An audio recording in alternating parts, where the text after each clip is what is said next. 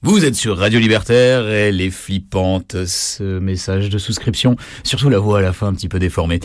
Vous êtes aux chroniques syndicales internationalistes par le secrétariat international de la CNT. Salut tout le monde, c'est Panakota.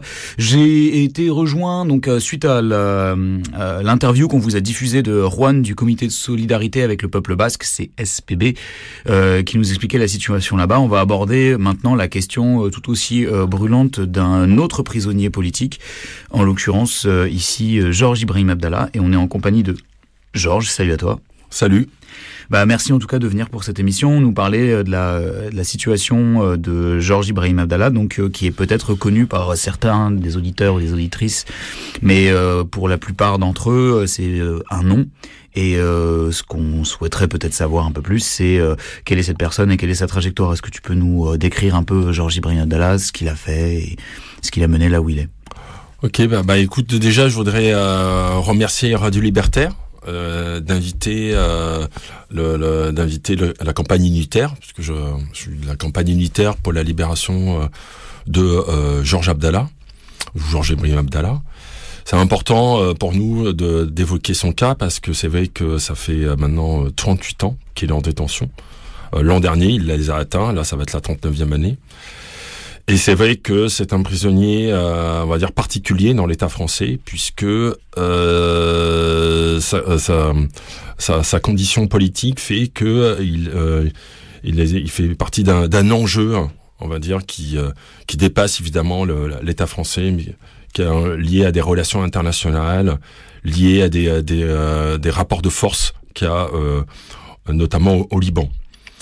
Et c'est vrai que lui, quand il a été arrêté le 24 octobre 1984 à Lyon, c'était en pleine guerre civile au Liban. Et c'est vrai que, si on se souvient de ce qui se passait là-bas, c'était quand même une guerre civile qui durait depuis 1975, avec déjà des milliers de morts, avec une invasion sioniste qui avait commencé en 1982, déjà en 1978. Et donc c'était vraiment extrêmement difficile pour la population libanaise, notamment à Beyrouth, où il y avait un bombardement intensif de la ville. Et c'est vrai que Georges, mais aussi tous les camarades qui avaient décidé de s'opposer à cette invasion, il s'agissait non seulement de résister, de prendre les armes, mais aussi de montrer qui étaient les responsables en fait de cette situation. Pas seulement sur place, mais aussi en Europe, puisque on sait très bien que l'impérialisme français est très présent au Liban. Le Liban lui-même est un État un peu une création française, même si on va dire que ils se sont indépendisés en 43, mais on voit bien qu'il y a des rapports de force qui sont très liés à la France. On le voit avec la venue de Macron la dernière fois en février 2020, où il donne des leçons de savoir comment on doit composer un gouvernement. Mais c'est vrai que quand Georges et son organisation, les fractions armées révolutionnaires libanaises, ont décidé d'entrer en action en Europe, puisqu'en fait son champ d'action c'était en France, mais aussi en Italie. C'était aussi de montrer que c'était trop facile de bombarder de bombarder, et qu'il fallait aussi que les responsables payent en fait ce qui se passe. Donc c'est vrai que quand il y a eu les exécutions, on peut dire ça comme ça, des deux responsables. Donc un était un général états-unien qui était le représentant de la CIA à Paris en 1980. Donc lui, il a été exécuté en 82. Et après le responsable du Mossad également en 82, Barsimentov. Donc c'est vrai que son organisation, il y a eu aussi une tentative, ça on le rappelle pas souvent, mais c'est vrai qu'en Italie, il y a eu aussi une tentative d'exécution d'un général états-unien qui était aussi impliqué au Moyen-Orient. Mais tout ça, c'est fait un peu de manière internationaliste, puisque ce sont des camarades de révolutionnaires, marxistes. Donc c'est fait avec d'autres organisations à l'époque qui étaient en activité en Italie et en France. L'objectif, c'était de montrer que l'impérialisme, il est partout. Il est pas simplement là où il sévit, mais aussi dans les propres pays du centre impérialiste. Donc c'était important pour son organisation de démontrer que il faut à un moment donné qu'il y en a qui payent les pots cassés de cette situation-là. Et c'est vrai que l'État français, mais aussi évidemment le département d'État, se sont bien rendus compte de ce qui se passait en France, ces rédactions. En plus, c'était aussi à l'époque Action Directe qui menait la lutte. Hein. Donc, ils se sont dit, il faut absolument se débarrasser de tous ces groupes. Et c'est vrai que Georges, lui, quand il était arrêté à Lyon, eh bien, il était quasiment il était sur la voie du départ. Hein. C'est-à-dire que ils avaient fait ce qu'ils avaient à faire, et puis ils allaient se replier ailleurs. Et puis quand il était arrêté à Lyon, à l'époque, c'était simplement parce qu'il était en détention de faux papiers. Parce qu'à l'époque, c'était un passeport algérien. Il faut savoir que l'Algérie, à l'époque, était vraiment un pays qui soutenait les luttes internationalistes. Donc, qui soutenait de cette manière aussi. Hein. C'était bien utile, hein, un passeport, un vrai faux passeport. Et donc, après, évidemment, on va dire, les services de renseignement français n'étaient pas dupes de ce qu'ils avaient en face de lui, en face d'eux. Hein. Donc, en fait, ils l'ont laissé en cabane, ils l'ont condamné, mais en fait, ils voyaient bien qu'il fallait rechercher autre chose. Il fallait trouver autre chose. Et donc, on va dire, miraculeusement, ils ont trouvé ce qu'ils cherchaient. Dans un appartement qui était, je crois, à son nom, à Georges, hein, un pistolet qui aurait servi à l'exécution de Bar-Simontoff et de Charles Ray. Donc c'était vraiment l'occasion idéale. Parce qu'en fait, quand Georges a été condamné sous cette histoire de faux papier à 4 ans de détention, normalement, tu fais tes années et puis tu dégages. Hein. Puis t'es expulsé, parce qu'on aime bien ici expulser les étrangers. Pourquoi pas lui se faire expulser. Mais là, apparemment, on l'aime bien, on préfère le garder. Parce qu'on voyait bien qu'il y avait quelque chose... Et donc, quand il trouve cette arme, miraculeusement, hop, elle correspond à ce qui se passe. Donc, évidemment, pour Georges, les choses ont changé.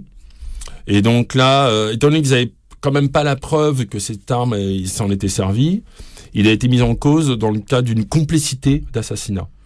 Alors, on est d'accord que là, c'est donc un gouvernement qui met en place en fait toutes ces procédures d'arrestation. Ouais. Il s'agit donc, sous la présidence de François Mitterrand, donc un gouvernement socialiste, qui mène en fait toute cette enquête et puis qui établit en fait ces différents liens. Oui. Est-ce qu'il y a eu un dépôt de plainte de la part du gouvernement des États-Unis officiel suite à l'assassinat du général ou bien?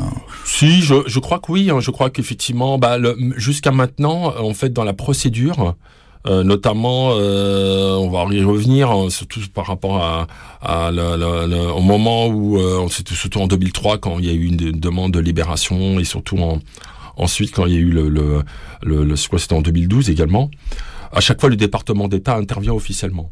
Donc le département d'État, c'est... le département d'État états-unien, c'est-à-dire qu'en fait, il s'exprime officiellement. C'est quoi, c'est un ministère c'est équivalent au ministère des Affaires étrangères. Ok. Voilà. Français. Donc, et donc, en fait, quand le département d'État intervient, officiellement, ils disent clairement, non, on ne veut pas qu'il soit libéré. Donc, ça signifie quoi? Ça signifie qu'il doit finir ses jours en prison. Un peu comme... et pour eux, finir ses jours en prison, c'est à vie. Un peu comme le cas de Moumouni Abou Jamal. C'est-à-dire qu'il y a hors de question qu'on le libère parce que il a fait ça. Il faut le maintenir en détention à vie. Et d'ailleurs, pour dire que l'État français écoute bien ce qu'on lui dit, hein, c'est que même le garde des Sceaux de l'époque, je sais plus comment il s'appelait, avait fait une communication à l'Assemblée nationale en disant regardez, la peine de la perpétuité réelle existe, regardez le cas de Georges Abdallah. Donc voilà, il y a pas de problème pour eux, ils doivent finir ses jours en prison. Voilà, ça veut dire que ça explique bien les enjeux de sa libération et l'exigence du rapport de force. Parce que le contexte de l'époque justifiait la répression contre les différentes organisations révolutionnaires, notamment justement en France, il y avait Action Directe et on voit aussi que c'était dans la continuité, par exemple, de la répression d'organisations semblables qu'on voyait en Allemagne et en Italie par les États ouest-allemands et italiens. Cette continuité qu'on trouve en France, on a l'impression qu'elle arrive un peu après. Et est-ce que Georges Abdallah est à ce moment-là le seul à être justement un peu la victime de cette répression, ou est-ce que c'est un mouvement de fond? Est-ce qu'il y a d'autres personnes qui, dans cette même période, sont arrêtées pour les mêmes chefs d'accusation? Oui, bien sûr. Il y a eu vraiment, il y a vraiment début des années 80, c'est-à-dire que quand Mitterrand est arrivé au pouvoir en 81, il y a eu l'amnistie des prisonniers d'Adé. Mais après, c'était l'amnistie. Bon, il les a accordés en disant, bon, regardez maintenant, restez gentils. Hein. Les socialistes sont arrivés au pouvoir. Bon, personne n'était dupe ce que c'était ces socialistes. Donc, effectivement, on va dire le rapport de force a continué. Et donc, il y a eu énormément d'arrestations parce que c'était, ils étaient surveillés. Et donc, pas seulement les militants d'AD qui ont été arrêtés en 87, mais même avant, il y a eu pas mal d'arrestations de militants internationalistes. Et justement, Georges s'est inscrit dans ce mouvement-là. Il a été arrêté, dans son organisation, ça a été le seul qui a été arrêté en France. Un autre camarade, à lui, a été arrêté en Italie. C'était le plus jeune. Hein. Il a fait pas mal d'années de prison en Italie. Après, il a été expulsé au Liban. Mais toute son organisation, tous les militants qui étaient dans les FARN ont pu rejoindre le Liban. Lui, ça a été le seul. Mais c'est vrai que les militants qui étaient proches de lui, qui l'ont soutenu, ils ont subi aussi des pressions. Évidemment, c'est vrai qu'à l'époque, c'était j'ai envie de dire, il fallait écraser le mouvement révolutionnaire, il fallait lui laisser aucun espace, et c'est vrai que j'ai envie de te dire, les socialistes, entre guillemets, français, étaient très efficaces. On l'a vu par rapport aux camarades basques, hein, dans les années 80 avec le GAL. Enfin, vous voyez, là, franchement, c'était vraiment le open bar. Il s'agissait d'écraser tous ceux qui s'opposaient, malgré le fait qu'on claironnait, on allait inaugurer une nouvelle ère. C'était vraiment l'écrasement des mouvements révolutionnaires qui a abouti, effectivement, en 87 à l'arrestation des militants d'AD. Ok. Donc, les années 90 succèdent aux années 80, ouais. Et Georges Abdallah est emprisonné. Oui. Donc, où ça? Alors, donc, ce qu'il faut savoir, c'est que de ces années 80, ils ont trouvé ce flingue. Donc, ça change la donne. Il passe de nouveau en jugement, en procès en 87. Et là, en 87, il y a toute une hystérie autour de lui. Parce qu'il faut resituer le contexte. Hein. Il y a un groupe qui s'est formé, qui s'appelle le CSPPA, Comité de solidarité avec les prisonniers politiques arabes et du Proche-Orient. Ce CSPPA décide de mettre la pression sur l'État français pour libérer 3 prisonniers. Anis Nakache, Varoudjan Garboudjian et Georges Abdallah. Parce qu'ils disent, ce sont des prisonniers politiques, il faut les libérer. Donc, à ce moment-là, il y a une vague d'attentats. En disant on pose des bombes un peu partout, à Tati, etc. Donc, qu'est-ce qui se passe? C'est que derrière l'État français savait très bien ce qu'il y avait derrière ce comité. C'était sans doute les services secrets iraniens, parce que il y avait des ventes d'armes à l'Irak. C'était en pleine guerre Iran-Irak. Donc, c'était tous les enjeux internationaux à l'époque. Mais qu'est-ce que fait l'État français pour dire jamais on va le libérer, Georges? On accuse ses frères en disant que c'est eux qui sont derrière ce CSPPA. Donc il y a toute une pataquès, notamment les fameuses affiches qui sont collées dans tout Paris, dans toute la France. On voit les têtes des 2 frères de Georges placardées partout. C'est la première fois d'ailleurs. Ça rappelait un peu l'affiche rouge. On désigne deux personnes avec certains types. Donc, on peut dire, regardez, c'est des étrangers qui menacent le pays. Et donc, ça a été vraiment quelque chose de délirant, puisque c'est avéré que c'était complètement faux. Mais malgré tout, depuis ce temps-là, personne de la famille de Georges n'a pu le voir en détention. Ils sont interdits de séjour en Europe. C'est ça la conséquence jusqu'à maintenant. Donc, quand lui, il est condamné en 87, on le condamne à perpétuité pour complicité d'assassinat, pour Ray et Barsimentov, à cause de ce flingue. Avec une période de sûreté, qui doit s'arrêter en 99. Après, une période de sûreté, tu peux faire des demandes conditionnelles. Et donc, c'est vrai que pendant ce temps-là, il a attendu toutes ces années. Et c'est là où, en fait, en 99, un certain nombre de camarades se sont rendus compte qu'il allait rester longtemps en détention, que le temps allait passer et qu'il fallait créer une solidarité. Cette solidarité s'est concrétisée après, en 99, quand on s'est rendu compte qu'il allait pas être libéré, elle s'est concrétisée, par exemple, elle a commencé en Belgique, notamment avec le Secours Rouge. Le Secours Rouge qui a décidé de se dire il faut mener une campagne pour sa libération. Ça a commencé à des activités donc à Bruxelles. Et après, c'est vrai que c'était en fait pourquoi la Belgique, parce que t'avais des militants des cellules communistes combattantes qui avaient fait un certain nombre d'actions en Belgique dans les années 80, qui ont été libérés en 2000 et 2003. Et ils avaient des liens avec Georges. Ils étaient un peu dans la mouvance révolutionnaire de combattre l'impérialisme et le capitalisme. Et donc, ils ont lancé une dynamique en Belgique, puis elle s'est répercutée en France. En France aussi, parce que à l'époque, militant d'AD était en détention, et Jean-Marc Rouillant, justement, a contacté le collectif de soutien aux militants d'AD qui s'appelle toujours NLPF, Ne laissons pas faire, en disant il faut créer une campagne pour lui, parce que il est isolé en quelque sorte. Nous on a un comité de soutien, on va dire, mais Georges il est tout seul. Il est un peu dans les oubliettes. Donc il faut créer une dynamique.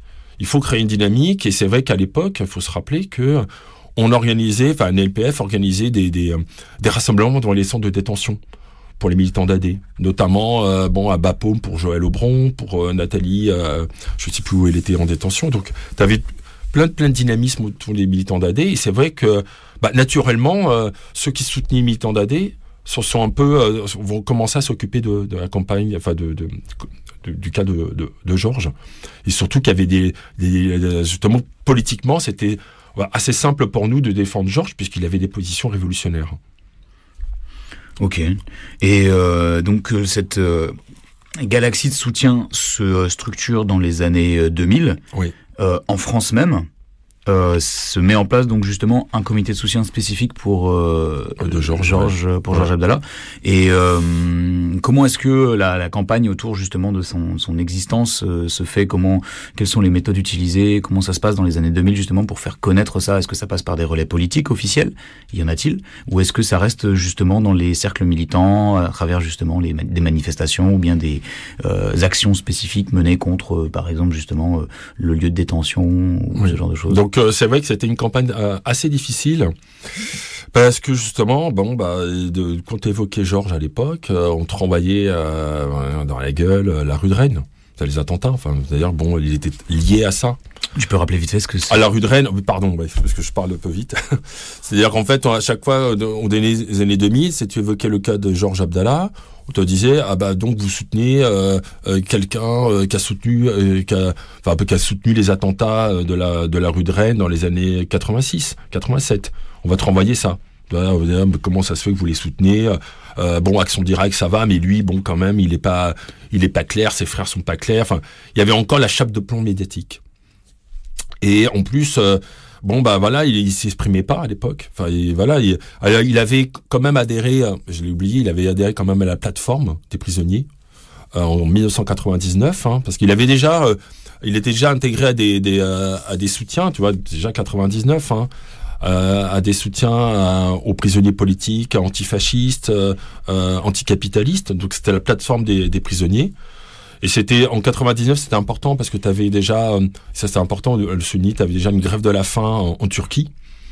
Et à ce moment-là, il avait fait une grève de la faim en solidarité avec les prisonniers de Turquie, qui avaient mené une grande campagne dans les prisons en Turquie contre ce qu'on appelle les prisons de type F, c'est-à-dire des prisons d'isolement, de torture blanche, un peu ce qu'ont eu les prisonniers de la RAF à Steinheim. Et donc c'était une grande campagne de soutien. Il y a eu pas mal de morts en Turquie, et Georges s'était inscrit là-dedans. Tu vois, ça a commencé tôt. Et donc, tu vois, commencer à créer des liens, et c'est vrai que ça nous a facilité la tâche pour dire, mais regardez, Georges, il n'est pas ce qu'ont décrit les médias, c'est un combattant révolutionnaire, il a des positions de classe, il a des positions anti-impérialistes, il faut le soutenir. Mais ça a été difficile. Néanmoins, on a commencé comme n'importe quelle campagne, on a commencé à écrire des tracts, à expliquer son cas, plutôt pas évident, donc, à écrire des tracts, des livrets, à faire des manifs, à faire des banderoles, à apparaître en public. Hein. Et c'est vrai, comme je te dis, c'est des militants la plupart du temps qui étaient déjà en soutien à AD, qui étaient déjà en soutien avec les militants. Par exemple, il y avait des prisonniers espagnols qui étaient en détention en France, hein, antifascistes. Donc tout ça, c'est créer vraiment une dynamique, peu à peu.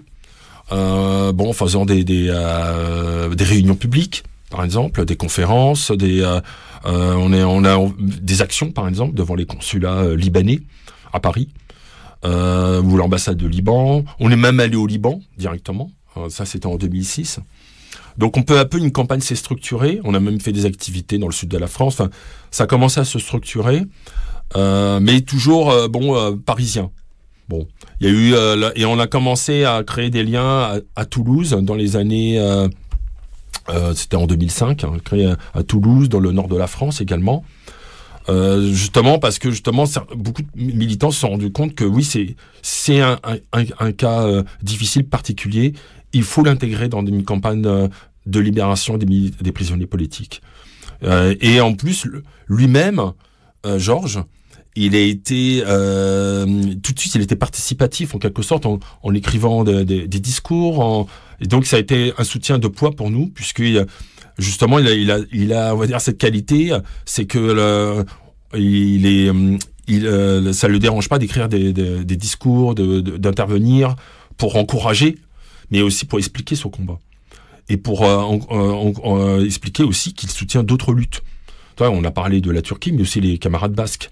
Tu vois, ça c'est très important pour Georges, des camarades du mouvement basque. Hein, il y en a beaucoup en Almezan actuellement. Et donc, il lui a toujours, quand il y a des grèves de la faim, des prisonniers basques, il s'y associe pour dire que son combat est internationaliste. C'est pas que il y a la question palestinienne, mais lui, il se situe dans le mouvement large. Hein, notamment, il a même mis un t-shirt du collectif Adama pour dire que quand même, il est à Lannemezan, mais il se sent intéressé par ce qui se passe dans ce pays-là, évidemment. Justement, tu parles de Lannemezan, c'est la prison dans laquelle il est actuellement incarcéré. Ouais. C'est vers Tarbes, tu me disais tout à l'heure, donc ouais. Dans le sud-ouest, sud un peu midi de la France. Oui. Comment sont les conditions d'incarcération? Quelles sont ses possibilités de rencontrer des gens? Ou bien est-ce qu'il est complètement à l'isolement? Ou bien, enfin, comment ça se passe? Alors donc, lui, il était en centre de détention, c'est-à-dire pour les détenus de longue peine. Et alors on va dire que dans les centres de détention pour longue peine, c'est plutôt, je ne dirais pas souple, mais c'est vrai que l'administration pénitentiaire considère que ce sont des prisonniers qui doivent durer longtemps en prison. Donc ils essayent de montrer une certaine souplesse, c'est-à-dire que t'as les portes qui sont ouvertes en journée, ils peuvent faire des activités, voilà, et c'est pas les maisons d'arrêt. Hein, donc il est une certaine, en plus généralement les matons là-bas sont là depuis très longtemps, donc t'as des liens qui se créent, des liens, c'est-à-dire que ils le connaissent. Hein. Donc en fait ils le laissent, généralement ce type de prisonniers en global, ils attendent des années. Donc les centres la détention est pas la même que dans les maisons d'arrêt. Mais dans tous les cas, ça reste une prison, évidemment. C'est-à-dire que, moi, quand je vais le voir au parloir, hein, là, j'y vais plus trop souvent, mais c'est vrai que quand je le vois au parloir, c'est vrai que on voit bien évidemment la tension qu'il y a dans les prisons. Hein. La prison, ça tue, ça détruit. Hein. Donc, lui, il tient, par exemple, beaucoup parce que on lui envoie beaucoup de courriers, il lit beaucoup. Il y a plus de personnes viennent le voir, ce qui n'était pas le cas dans les années 2000 où personne ne venait le voir. On va dire c'est nous qui avons commencé à venir le voir au parloir. Après maintenant, étant donné que les collectifs se sont un peu essaimés dans tout le pays, tout le monde beaucoup de personnes vont le voir. Mais il répond à des courriers, il fait des interventions, il lit beaucoup. Donc ça lui permet de passer le temps, on va dire. Hein, et par exemple pour les camarades basques qui sont en collectif, mais c'est vrai que la plupart du temps, c'est des détenus dits de droit commun. C'est dur de rester dans ce genre d'endroit. Si tu vas à Lannemezan, nous on organise une manif tous les ans. On voit bien l'endroit, c'est un espèce de Guantanamo local, hein, où t'attends pendant des années. Donc ça veut que quand tu le vois, on voit que c'est quelqu'un qui est solide au niveau du caractère, parce qu'il est en détention et il se considère comme un prisonnier de guerre, hein, vraiment de la guerre civile libanaise, mais il est prisonnier de guerre puisqu'il est otage de l'État français. Mais c'est vrai que maintenant ça fait 38 ans, donc le temps passe et c'est vrai que ça nous donne une exigence pour nous de le faire relâcher. Ok. On va peut-être faire une courte pause musicale. Scalpel fait partie de ces soutiens qui ont justement permis dès le début. Dès le début. Je tiens à le souligner, Scalpel, Emiliano, et c'est vrai que ça a été hyper important pour nous parce que ça a été quand il nous a, pour l'anecdote, il y a eu un CD qu'il avait sorti, Libéré Action Directe. C'est un CD, je sais pas si tu l'as, mais il est génial parce que il avait fait une chanson en particulier pour Georges, mais celui pour les militants d'AD. Ça a été vraiment très enthousiaste pour dire voilà, j'apporte ma pierre pour les prisonniers politiques. Lui-même, il a une histoire personnelle liée à l'Uruguay. Donc ça a été super important pour nous, Scalpel. Donc c'est super de le diffuser. On va écouter son titre justement spécialement pour Georges Ibrahim Abdallah maintenant tout de suite. Ce qui se passe aujourd'hui en Palestine, camarades, ne peut pas nous laisser indifférents. Depuis plus d'une soixantaine d'années, et avec quel héroïsme et quelle obstination, les masses populaires palestiniennes et leurs avant-gardes combattantes font face à l'une des dernières entités de colonisation de peuplement, faisant confiance aux masses populaires et à leurs diverses expressions de lutte, qui, comme nous le voyons aujourd'hui, s'affirment de plus en plus avec l'aggravation de la crise un peu partout dans le monde, du Moyen-Orient à l'Afrique et au sud-est asiatique, de l'Europe aux Antilles et à l'Amérique du Sud. Depuis quand défendre sa terre c'est mal? Depuis quand être de gauche empêche les postures coloniales? Rien à foutre de ton drapeau colon. Comme dirait Fanon, y'a que la violence qui te ramène à la raison. Qui détruit les maisons, bombarde des villes, bombe au phosphore contre lance-pierre à billes. Qui pratique l'apartheid envers Arabes et Falacha? Citoyens de seconde zone de Tel Aviv à Ramallah. Démocratie raciste, rempart de l'Occident. Depuis quand les persécutés sont devenus blancs? J'entends Gaza, les bombardements. J'attends Israël, une bombe à retardement. Décolonisons, il ne peut en être autrement. Depuis quand les opprimés se rebellent gentiment? Bande à Georges Abdallah ou aux frères Camara. 30 ans, 15 et 12 ans pour une vengeance d'État. Je suis Georges Abdallah, le peuple qui gueule à Ramallah. En Cisjordanie, je marche en bande comme à Gaza. Résistance, Qassam, Pierre, Intifada. J'écris comme mon liberté, liberta, Roulia. Je suis le sang répandu sur les champs d'olivier. Un point levé, des années de dignité. La Nakba, plus durcie, on n'oublie pas. Libéré, Georges Abdallah, Palestine vaincra. 31 ans d'enfermement, ça suffit pas. Apparemment, c'est pas assez comme châtiment. Chantage au reniement, prison loin du Liban. Prisonnier politique, je suis un résistant. Ils te disent t'es obsédé par la Palestine. C'est bizarre, c'est tordu, forcément c'est confus. Sous-entendre que t'es antisémite, mais comme Gaza, je ne m'avouerai jamais vaincu. 500 enfants massacrés, ça suffit pas. C'est passé, la résistance ne faiblit pas. Encore combien d'années à payer pour l'Occident? Les pogroms et ces millions de décès. La paix négociée sur les cadavres et la raison. Boycott, l'apartheid et la colonisation. Il le crée, le choc des civilisations. De la Knesset au Capitole, c'est la parole des faucons. Je suis Georges Abdallah, le peuple qui gueule à Ramallah. En Cisjordanie, je marche en bande comme à Gaza. Résistance, Qassam, Pierre, Intifada. J'écris comme mon liberté, liberta, Roulia. Je suis le sang répandu sur les champs d'olivier. Un point levé, des années de dignité. La Nakba, plus durcie, on n'oublie pas. Libéré, Georges Abdallah, Palestine vaincra. Palestine vaincra, Palestine vaincra, Palestine vaincra. Face au climat délétère d'oppression et des manipulations, la solidarité s'avère pour ce qu'elle est une arme indispensable pour tous ceux et celles qui résistent et refusent de se renier. Abat l'impérialisme et ses chefs d'armes sionistes et leurs complices réactionnaires arabes. Honneur aux martyrs et au peuple en lutte, ensemble camarades, nous vaincrons. Justement, oui. Oui, vous êtes sur Radio Libertaire 89.4, la radio de la Fédération anarchiste, et c'est l'émission chronique internationaliste syndicale du secrétaire international de la CNT. Voilà, alors on est en compagnie de Georges ici pour parler de Georges Ibrahim Abdallah, prisonnier politique, prisonnier de guerre de l'État français. 38 ans en prison. 38 ans, cette prison de Lannemezan. Alors, il y a eu des démarches qui ont été faites pour libérer Georges Ibrahim Abdallah à plusieurs reprises. Tu peux nous en parler un petit peu ? Ouais. Donc en fait, il y a eu donc après, à partir du moment où on a atteint la période de sûreté, tout prisonnier peut faire des demandes de libération conditionnelle. Ça, c'est c'est le b.a.-ba en droit pénal. Donc lui, d'entrée, il a fait des demandes de libération conditionnelle. Et la première, en 2003,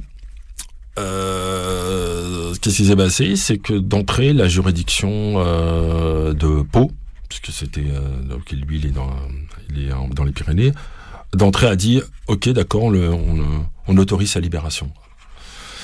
Et là, ça a été la panique à l'État français, puisqu'à l'époque c'était Perben qui était garde des Sceaux, Dominique Perben, parce que ils se sont dit mais c'est quoi cette juridiction régionale de libération qui autorise sa libération ? Parce que tout simplement, il y avait rien. Il avait accompli sa peine de sûreté.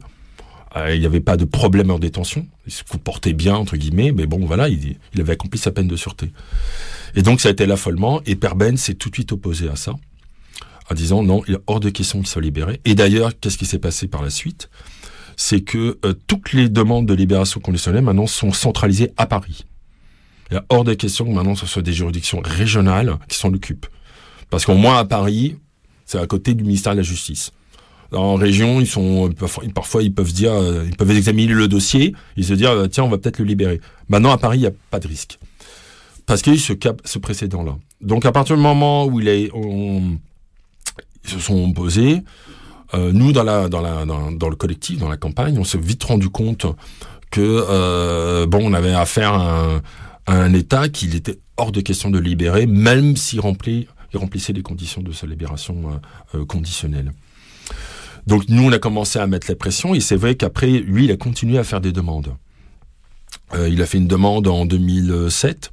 D'ailleurs, on peut voir la plaidoirie qu'avait fait Vergès, puisque c'est Jacques Vergès qui s'en occupe à l'époque. Bon. Mais voilà, Jacques Vergès, il était son avocat. Alors, pour la précision, il prenait pas de frais. C'était gratuit pour lui, Georges Abdallah. Mais bon, on peut voir sur le site du collectif Libérons Georges. Fallait se racheter une conscience. Ouais, voilà. ouais. Mais voilà, il disait non, vous demandez, je demande rien. Pour moi, c'est le cas un peu comme au temps de la guerre d'Algérie, donc bref. Et donc, il avait fait quand même une excellente plaidoirie en 2007 qu'on peut retrouver sur le site du collectif Libérons Georges. Ça s'appelait Georges Abdallah contre George Bush. Et en fait, il explique un peu, en fait dans cette plaidoirie que on va pas le libérer parce qu'il y a la pression des États-Unis, etc. Et effectivement, il n'a pas été libéré. Et en fait, en plus de ça, à l'époque, en plus, il y avait ce qu'on appelait, ce qui existe toujours, le Centre national d'évaluation, qui avait été mis en place par Dati. Là, on est dans l'époque Sarkozy. Dati, donc Rachida Dati. Rachida Dati, c'est garde des Sceaux de l'époque. Et donc, ce Centre national d'évaluation, c'est une structure ad hoc de l'administration pénitentiaire dont tout prisonnier qui fait des demandes de libération conditionnelle et qui présenterait un danger particulier doivent passer par là. C'est basé à la prison de Fresnes, à la maison d'arrêt de Fresnes. Et donc, le détenu, passe à la prison de semaine. Cet examen dure 6 semaines. Et là, tu es évalué sous ta dangerosité supposée. Et lui, il a dû subir ça. C'est-à-dire qu'en fait, il a été vu par des psychologues, entre guillemets, par des personnes qui l'observaient comme une bête curieuse. Et ça, il l'a très très mal vécu, parce que il se retrouvait face à des personnes qui connaissaient rien à l'histoire, rien au rapport de force, et qu'il essayait de lui dire pourquoi vous avez fait ça, faudrait à un moment donné changer, faut des mots d'excuses, des choses comme ça. Donc, sachant que ça, en fait, on sait toujours pas ce que c'est. C'est-à-dire qu'il est accusé d'avoir assassiné 2 personnes, mais sans que des preuves tangibles ne permettent... Il est en plus même pas complicité, hein, tu vois. C'est-à-dire que ils savent, enfin, ils ont pas retrouvé, on va dire, des empreintes sur l'arme. Même pas d'ADN, ça n'existait pas à l'époque.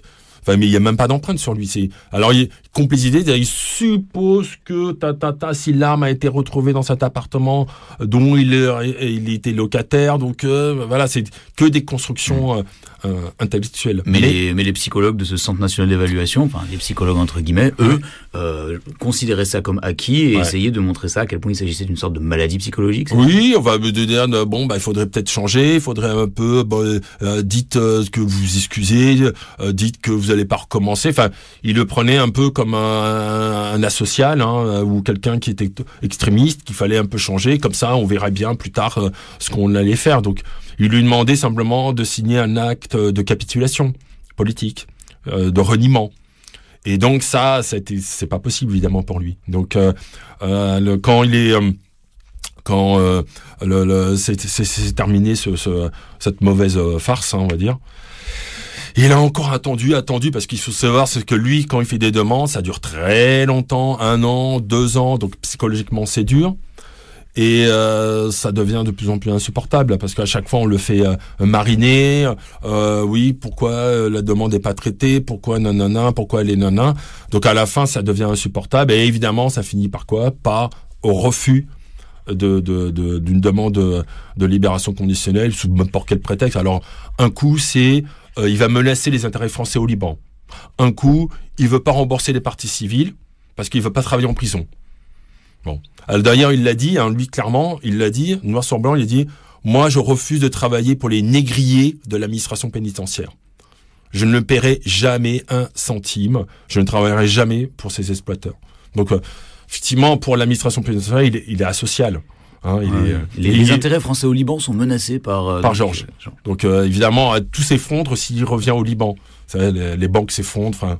Je crois qu'elles l'ont pas attendu. Ouais. Non, mais tu vois le niveau. Hein, donc le niveau, et c'est vrai que quand il a eu une nouvelle demande en 2012, je crois, c'est là où il y a l'épisode Valls. C'est-à-dire que là, malheureusement pour eux, pour l'État français, la juridiction là basée à Paris dit « Ok, d'accord, on va bien le libérer. On va bien, on accepte en gros de... » Parce que le dossier, enfin, il n'est pas vide, mais il remplit des conditions de son élargissement. Mais c'est conditionné à un arrêté d'expulsion du ministère de l'Intérieur. Et à l'époque, c'était Valls. Et évidemment, Valls dit « Ok ». Parce qu'il faut savoir que là, encore une fois, le département d'État états-unien intervient directement dans la procédure. Et Valls donc va suspendre en fait cette voilà, va pas signer. Décision de la va pas signer. Nous-mêmes, on s'est mobilisés devant le ministère de l'Intérieur à l'époque. Bon, on s'est fait nasser, embarquer, enfin comme d'habitude d'ailleurs. Enfin, chaque fois qu'on fait des actions, on déclare pas nos manifs ou nos rassemblements, donc on se fait embarquer pour dire ça suffit. Arrêtez ce chantage, cette torture blanche, hein, parce que c'est une torture en quelque sorte. Il faut le signer cet arrêté. Évidemment, Valls dit hors de question. Et donc, en fait, il fait une dernière demande de libération. Et là, la cour d'appel et la cour de cassation par la suite dit ah ben non, on peut pas examiner parce que l'arrêté d'expulsion n'a pas été signé. Enfin, une espèce de tambouille judiciaire. Enfin, bref. Ils disent qu'on peut pas libérer, il peut pas libérer parce qu'il n'y a pas arrêté d'expulsion. Bah oui, parce que le ministère de l'Intérieur va pas le signer. Donc à chaque fois, c'est cette espèce de magouille judiciaire parce que franchement, la loi elle est bien faite pour les puissants, comme on le sait. Hein. Donc on peut bien trafiquer la loi et personne ne trouve rien à redire. Et y compris la Cour de cassation qui peut se permettre de raconter des salades, mais parce qu'il y a des intérêts en jeu. Donc la dernière fois qu'il est passé par le cycle judiciaire, c'était en 2015, où la Cour de cassation, l'arrêt de la Cour de cassation dit hors de question, parce qu'il y a cette histoire d'arrêté d'expulsion.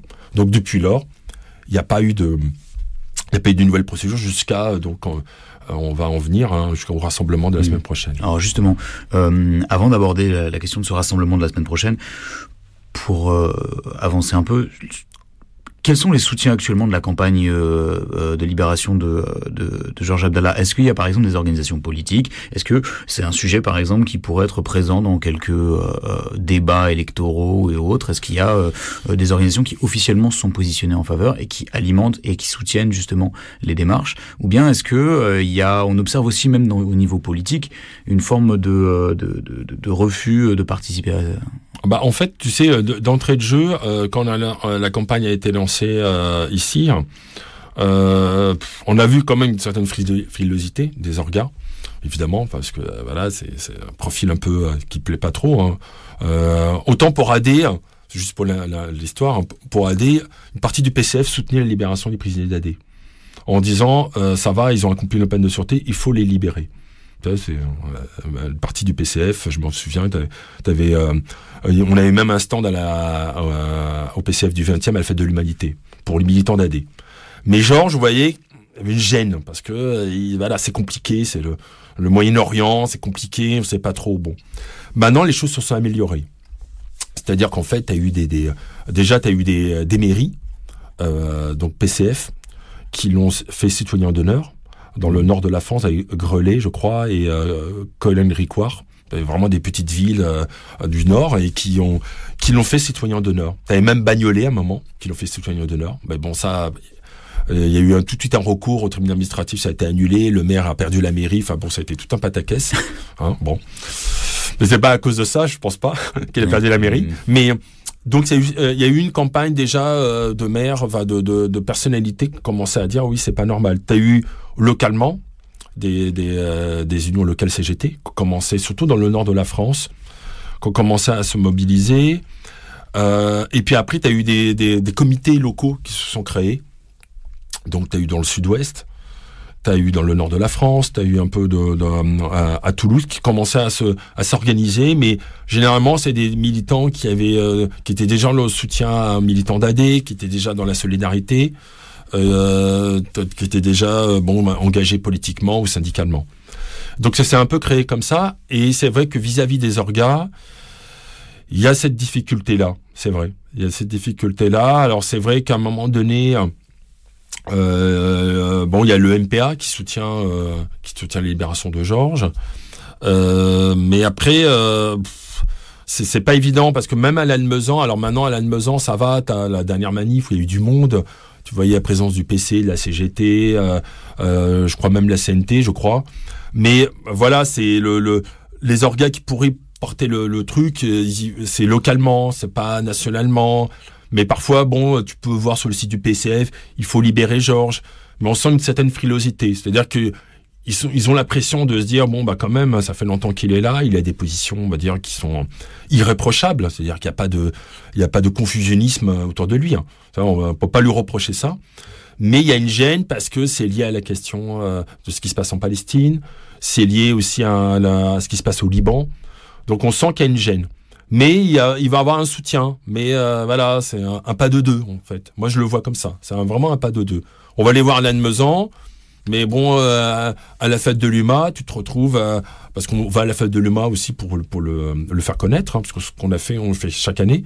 On va à la fête de l'UMA, mais on n'a pas un stand officiel à la fête de l'UMA.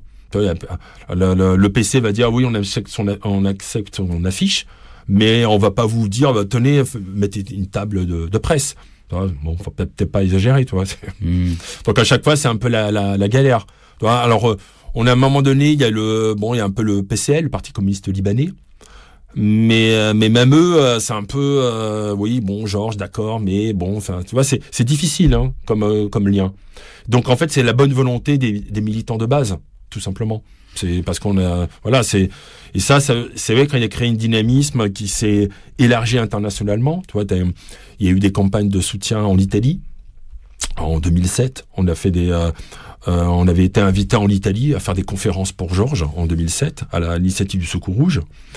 T'as eu aussi en Allemagne, t'as eu aussi en Belgique, donc t'as eu aussi même en Turquie. Donc t'as eu tout un élargissement de la campagne internationale. Et donc c'est assez important aussi de le faire connaître, de dire il n'est pas oublié, mais ça reste quand même dans des cercles militants. Après, comme je te dis, ça s'élargit politiquement. mais on voit bien que c'est pas évident. Bon, c'est donc du côté des militants qu'il faudra chercher les principales sources de soutien. Alors parlons un peu de l'actualité, peut-être pour finir. Tu parlais d'une manifestation bientôt, on pourrait peut-être aussi parler de production culturelle. On a vu que Scalpel avait fait un bon son. Il y a peut-être un film aussi qui est, je crois, déjà sorti. Ouais, chez Gaïn, ouais. Voilà. Alors où est-ce qu'on en est, bon, alors donc maintenant dans la campagne unitaire, c'est un regroupement de structures locales et internationales, et donc ça permet de centraliser un peu les actions, de créer des journées, des semaines d'action internationales. Là dernièrement, ça a été il y a eu une campagne d'action pour Ahmed Saadat, qui est le secrétaire général du FPLP, qui est en détention en Palestine. Et donc il y a un lien, parce que ce qu'il faut savoir, c'est que Georges a été au FPLP. Donc le FPLP, Front Populaire de Libération de la Palestine, pardon. Oui, j'évite les acronymes. On peut. Mais il faut le préciser aussi. C'est vrai. Donc en fait, il a été militant. Après, il a été dans les fondateurs de son organe, les phares. Mais vous savez qu'à départ, il était du FPLP, donc il y a des liens, on va dire, politiques. Et donc là, dernièrement, il y a eu une semaine d'action pour Ahmed Saadat, et il s'y est associé à chaque fois par comme on l'a vu avec Scalpel, faisant des discours, des interventions écrites, en étant vraiment, on va dire, important dans la campagne. Et donc, en fait, ce qu'on a inauguré, en fait, ce qu'on a voulu créer, c'est une dynamique chaque année. Par exemple, donc faire cette manifestation annuelle à Lannemezan, faire une manifestation au mois de juin, parce que essayons d'associer tous les prisonniers politiques. Il ne faut pas oublier qu'il y a aussi en avril, le 17 avril, c'est la journée du prisonnier palestinien, mais c'est aussi la journée du prisonnier basque. Donc on essaie de s'inscrire dans une dynamique, mais au-delà du cas de Georges, pour dire que c'est un prisonnier politique révolutionnaire, mais il y en a d'autres aussi. Donc on essaie de créer une dynamique.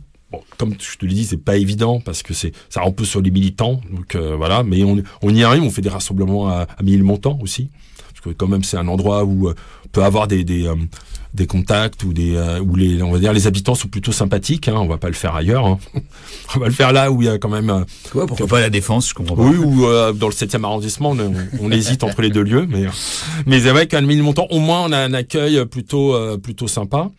Donc on l'associe aussi à la campagne pour les prisonniers politiques palestiniens. Là-bas, on voit bien qu'il y a énormément de prisonniers politiques palestiniens, et donc on l'associe évidemment à cette campagne-là. Et donc là, dernièrement, le 27 janvier à 14h, devant le tribunal administratif de Paris, 4 rue Jouy, il y a un rassemblement parce qu'en fait, ce qui se passe, c'est que son avocat, donc Jean-Louis Chalancé, il n'a pas cette envie de recommencer la procédure pénale, mais aller plutôt dans la voie administrative. C'est-à-dire qu'en fait, de reprendre cette histoire d'arrêté d'expulsion et de saisir le tribunal administratif, parce que en fait, le ministère de l'Intérieur ne veut pas rendre un arrêté d'expulsion, et c'est pas normal en droit de pas rendre un arrêté d'expulsion alors que les conditions sont remplies. Donc, il y a une demande en juillet 2020. Auprès du tribunal administratif, je crois, ou le ministère de l'Intérieur, qui n'a rien donné. Enfin, je crois que c'est le ministère de l'Intérieur, mais qui n'a rien donné. Bon. Et donc, il y a une nouvelle demande qui a été faite en novembre 2020 auprès du tribunal administratif pour faire condamner le ministère de l'Intérieur. Et donc, novembre 2020. Donc là, on est en janvier 2022. On prend son temps, évidemment, comme d'habitude. Et donc là, un rassemblement le 27 janvier. En sachant que si le tribunal administratif vous donne raison, après tu as la cour administrative d'appel, après tu as le Conseil d'État. Donc ça va être encore un marathon, comme d'habitude. Mais après, nous, ça nous permet aussi de créer des temps forts de mobilisation, de faire parler de lui, tout simplement, pour pas qu'il soit oublié. Parce que 38 ans, on a l'impression qu'il y a eu... c'est vrai qu'il y a eu du monde à Lannemezan, mais faut tout de suite créer une dynamique. Parce que c'est vrai que ici, il est en détention. Après, il a les camarades basques, corses, mais lui, il est isolé. Enfin, c'est-à-dire que si on ne fait rien, entre guillemets, personne va s'en saisir en disant, comme je disais, les orgas ont du mal à l'appréhender, donc ils vont créer quelque chose, mais après, il faut qu'on prenne les choses en main, en quelque sorte. Donc après, il y a eu au niveau, on va dire culturel, on a parlé de Scalpel. T'as eu plein de, c'est vrai que Scalpel, il a été actif dès le début, dans les années 2000, il est venu nous voir en disant, je voudrais faire un CD pour les prisonniers politiques. Il avait parlé des militants d'AD, de Georges, donc ça a été super pour nous parce qu'on avait, on va dire, un support, on va dire, musical. Et il a continué à suivre, hein, dernière, avec la chanson qu'on a vue, elle est vraiment bien. T'as aussi Dominique Grange, qui a fait un CD qui parle de la Palestine, mais aussi de Georges. Et donc, dernièrement, t'as eu ce film documentaire, Fedaïn. Qui a été réalisé par qui? Chris Van Hont, si je ne me trompe pas. C'est Vacarme, je crois qu'il l'a édité, le collectif Vacarme. Et donc, ce documentaire raconte un peu son parcours en tournant avec des images qui sont au Liban, qui sont en Europe. Donc c'est un point de vue par rapport à la campagne pour la libération de Georges. Donc c'est des possibilités à chaque fois d'intervenir à travers des films, à travers des musiques, c'est créer du lien. Là, je crois même que le film va être diffusé bientôt dans un local à Paris, sous-titré en turc. Parce que c'est justement pour créer des liens sur le sous-titrage permet en fait de diffuser le film un peu partout, hein. Et donc créer toujours l'initiative, prendre toujours des initiatives pour pas qu'ils soient oubliés. Après, c'est vrai que ça c'est important de le souligner, hein, faut pas s'illusionner que c'est insuffisant comme rapport de force, hein. C'est-à-dire là on mène une campagne, on va dire je dirais pas classique, mais on essaie d'apporter des informations sur lui, de créer une dynamique, mais on sait que c'est insuffisant parce qu'on a en face de nous des États qui veulent pas le relâcher. Donc c'est vrai que ce rapport de force, pour l'instant, il est pas à la hauteur de ce qu'il faudrait pour le libérer. Ça, on peut pas s'illusionner là-dessus. T'as beau faire des films, des musiques, mais on sait très bien que c'est pas ça. Et c'est vrai que juste pour l'histoire, les deux autres qui étaient impliqués, qui avaient été nommés par le CSPPA pour être libérés, ils ont été libérés eux. Tu vois, c'est Anis Nakache qui avait participé quand même tentative d'assassinat de l'ancien premier ministre du Shah, Chapou Bakhtiar. Et ben il a été libéré en 90. Tu vois, c'est une tentative d'assassinat 90. Tous les membres du commando ont été libérés en 90 parce que il y avait l'Iran et Mitterrand a dit ok d'accord, il y a l'Iran, donc je libère eux. 5 personnes. Bon, en 90. L'autre, c'était Varoujan Garboujian, de l'armée secrète pour la libération de l'Arménie. Lui, il a été impliqué dans un attentat à Orly qui a fait 13 morts. Libéré pour bonne conduite en 2001. Sûrement parce qu'il y avait des liens organiques avec l'Arménie, peut-être, on ne sait pas. Mais Georges, lui, il n'est pas en lien avec un État. Il n'est pas, il n'est pas mercenaire entre guillemets. Il porte des valeurs anti-impérialistes, anticapitalistes. Donc nous, on a cette difficulté-là, c'est que il est lui-même, il refuse toute allégeance à n'importe quel parti politique. Et ça, c'est son honneur, sa dignité de dire je suis révolutionnaire, je n'ai pas à pactiser avec un État, avec un parti politique. Je porte des valeurs révolutionnaires, je porte un message révolutionnaire. Et la libération du peuple palestinien, la libération des peuples opprimés, ce qui peut se passer ici en France, c'est mon combat à moi. On le dit souvent, nous, dans notre slogan, son combat, c'est le nôtre. Donc c'est important. Donc c'est important pour nous comme message, mais on sait que ça montre les difficultés de le libérer, parce que évidemment, on n'a pas un État qui va dire bah tiens, enfin en accord financier, non, il y en a pas. Il peut pas en avoir pour lui. C'est-à-dire que s'il doit être relâché, il va être relâché en tant que militant révolutionnaire. Et ça, là-dessus, il va jamais transiger. C'est pour ça qu'on le soutient, nous, depuis le début. Ok. Bien, merci beaucoup pour toutes ces informations. Un militant révolutionnaire qui ne prête allégeance à aucun État, ça nous plaît pas mal à la CNT, et probablement aussi à la Fédération anarchiste, sans le moindre doute. Merci beaucoup en tout cas Georges, le temps Merci, passe, on va mettre Merci de m'avoir invité. Bah on pense que si ça peut permettre en tout cas de développer les connaissances autour de Georges Abdallah et de la campagne pour sa libération, peut-être une petite chose, le rassemblement du 27 janvier, c'est où et à quelle heure? Ah oui, donc c'est à 14h, 4 rue Jouy, au tribunal administratif, c'est métro Sentier. Tribunal administratif de Paris, le 4 rue Jouy et le 27 janvier. Alors toutes les infos, c'est sur le site Libérons Georges. libérongeorges@samizdat.net. Ah, c'est une adresse mail ça? Ouais. Ok, donc si camarades écouteuses, camarades écouteurs, si vous voulez des informations précisément, vous pouvez écrire à Libérons, LIBERONS, Georges, GEORGES, @samizdat.net. Et donc t'as ça, t'as une page Facebook, t'as toutes les infos qui sont mises à jour régulièrement. Voilà. Ok. Et nous on espère qu'il y aura du monde parce qu'on sait qu'il y a une manifestation sur les salaires en même temps. Mais bon. Il va y avoir un grand mouvement de mobilisation le 27. Voilà, on va être assez nombreux à être en grève et il y aura probablement un cortège et une manif. Si la manif passe pas loin du théâtre Paris, eh bien on passera. Salutation. On viendra passer le salam. Voilà. Merci beaucoup Georges et